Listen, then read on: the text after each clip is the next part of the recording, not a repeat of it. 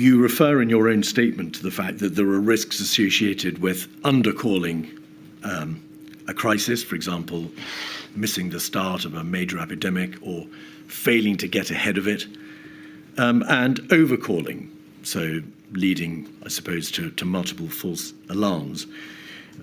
Sir Patrick, in his diaries, and again Jeremy Farrar in his book, refer to a tendency on your part to be perhaps more cautious than Sir Patrick, to a tendency to wait, perhaps with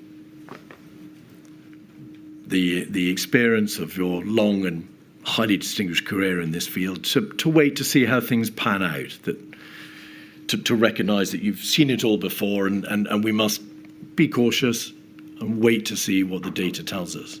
Would you agree that, by contrast to Sir Patrick, that was more the stance that you took? I think we should be very careful of the narcissism of small differences here. The differences were small.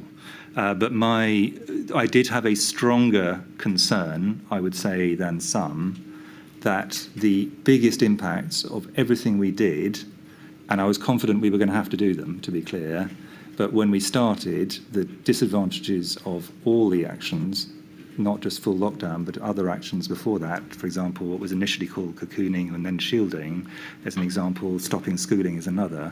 The biggest impacts of those would be in areas of deprivation and those in difficulties and those living alone and so on. So I was very aware that we essentially had two different things we were trying to balance.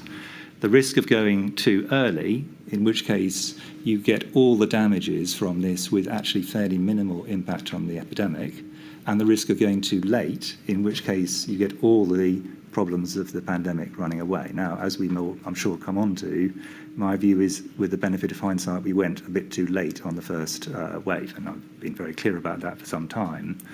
We can come on to the reasons for that. But the idea that there was not some tension between those two and that you could somehow go without cost earlier than was needed, I think was incorrect. And again, everyone around the SAGE table would have agreed with that position. The degree of weighting, I'm talking here in terms of putting weight rather than weight as in time, between those two inevitably varied a bit between people, and I was probably further towards let's think through the disadvantages here before we act, and also in making sure that in giving my advice that ministers were aware of both sides of the equation.